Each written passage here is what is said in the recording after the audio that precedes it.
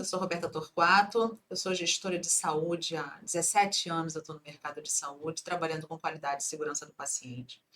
Tenho alguma experiência já em vários serviços, então, desde clínica de hemoterapia, hospitais, laboratório, serviço de resgate aéreo e terrestre, uma quantidade de movimentações com esse foco de qualidade e segurança do paciente. Tenho oportunidade de dar aula, sou docente também dentro do tema, dentro da gestão de saúde, então queria agradecer Ensino o convite. De poder falar um pouco sobre segurança do paciente nesse momento tão especial, né? Que no dia 17 a gente comemora aí o mês aí, o dia, a movimentação toda focada na segurança do paciente. Qual a importância do Dia Mundial de Segurança do Paciente, né? Todas as determinações, né, do que a gente fala de segurança do paciente, por que que a gente comemora a segurança do paciente, por que que é um dia que a gente trabalha a segurança do paciente. Isso começou com um desenho da Organização Mundial de Saúde com o intuito, né, de começar a perceber a necessidade de olhar o paciente de uma forma diferenciada dentro do momento do cuidado.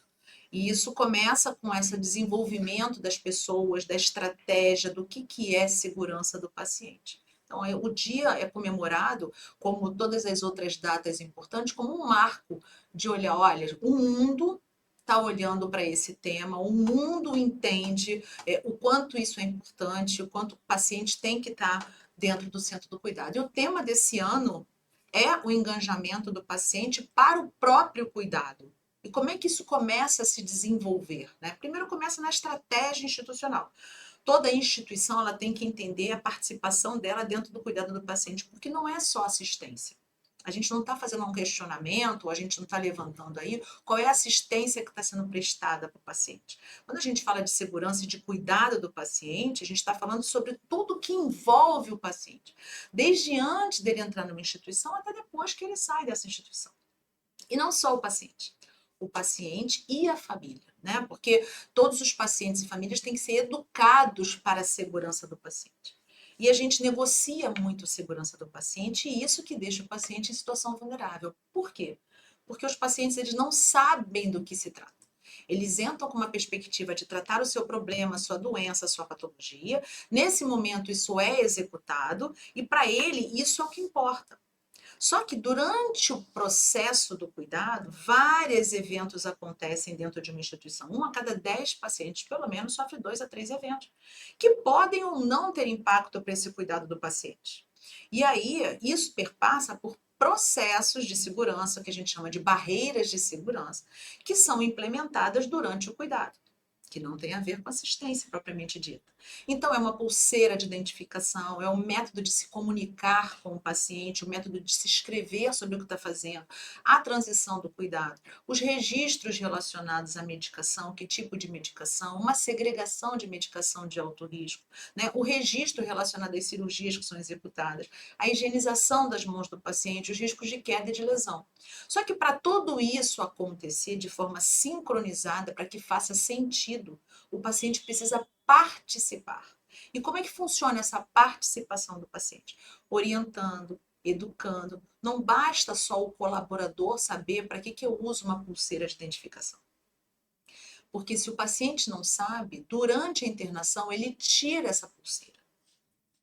Às vezes a criança, o paciente pediátrico, a mãe tira a pulseira porque ela entende que a pulseira está incomodando a criança fica mais irritadiça e ela vai e tira, porque ela não tem o conhecimento, ela não foi educada durante o tratamento, a internação desse paciente, para que serve aquela pulseira. E assim sucessivamente, todos os processos, um termo de consentimento informado, por exemplo, quando um paciente se recusa a preencher esse termo. Né? Ali você está informando, educando, orientando sobre todos os riscos, né, dentro daquele procedimento que é necessário fazer para o tratamento, que é superior ao risco que ele corre, mas que ele precisa ser informado, educado, ele precisa participar e consentir isso. Então, são esses assuntos que a gente traz nesse Dia Mundial de Segurança do Paciente para entender que o paciente precisa estar enganjado no seu cuidado. Como é que a gente coloca isso em prática, né? Pensando aí, como é que a gente faz isso acontecer? Primeiro tem que fazer sentido para a instituição. Isso é uma mudança de cultura. cultura, isso é um momento da instituição, né? Então, a instituição tem que colocar a segurança do paciente no seu planejamento estratégico. Desse planejamento, a gente precisa desdobrar para os colaboradores, os colaboradores entendendo essa situação, isso desdobrado para os pacientes. Existe um método, existe uma técnica, existe uma forma de ser executado para que você garanta, para que a instituição garanta que eles estão entendendo. A instituição ela tem a obrigação de garantir o entendimento, porque o entendimento ele não é igualitário. Comunicação é um problema, né? A forma com que eu falo, eu quanto emissora, eu como receptora, é diferente um para o outro, né? Então, como é que funciona isso? A instituição precisa criar uma estratégia e entender quais são os pontos que precisam ser educados, quem vai educar, de que forma vai educar e como é que vai garantir que esse paciente entendeu e ele vai colaborar. Agora, não adianta a instituição dizer que faz, a gente precisa ter evidências disso. E os grandes impactos de saúde, os grandes impactos assistenciais acontecem por falta de evidência de que aquele processo foi executado. Então, a educação do paciente precisa ser feita de forma coordenada, disseminada, de forma estratégica, para que o paciente possa participar. E isso não pode ser um incômodo para a instituição. Né? O perguntar, o questionar, o perguntar ao colaborador, o questionar a um médico ou qualquer outro profissional da equipe multidisciplinar não pode ser um incômodo. E a gente precisa trabalhar isso. Então, na ponta, como é que faz? De forma organizada, coordenada, e tem que fazer sentido para a instituição. Então, a instituição tem que estar enganjada em enganjar o paciente na ajuda do cuidado. Como é que a gente faz, então, para o colaborador, né? Para quem está na ponta, né? Na beira do leito, trabalhando ali com o paciente? Esse profissional é o profissional que mais detém o conhecimento sobre segurança. Esse profissional que está na beira do leito é o disseminador mais importante da segurança do paciente. É ele que vai convencer o paciente a participar do cuidado. Né? A responsabilidade é de todos, toda equipe multidisciplinar tem uma responsabilidade, mas aquele profissional que está dia a dia tocando, cuidando, olhando para o paciente, esse é o maior enganjador do paciente no cuidado.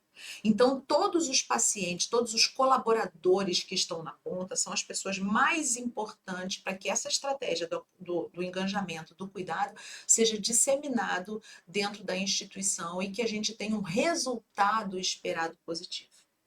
Esse é o impacto mais positivo da instituição quando os colaboradores também entendem a importância dele dentro desse resultado.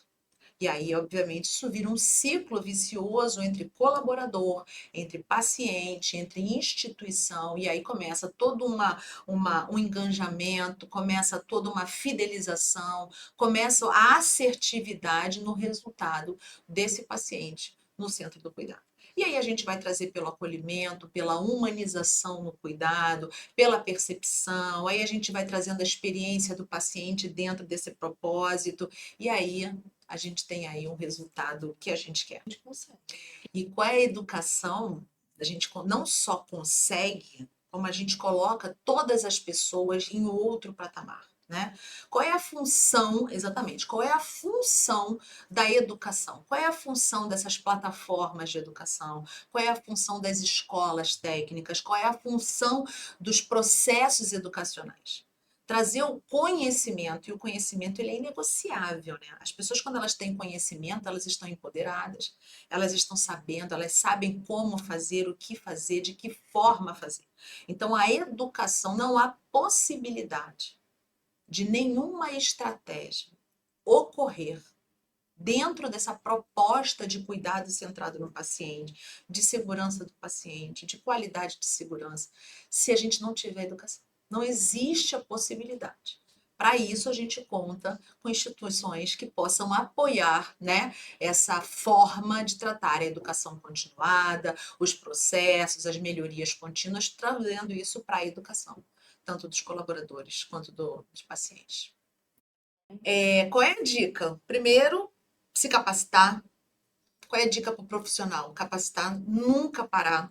A gente precisa trabalhar a educação, a gente precisa trabalhar o conhecimento, a gente precisa trabalhar a disseminação. Também não adianta eu me capacitar e não disseminar aquilo que eu sei, não compartilhar o conhecimento.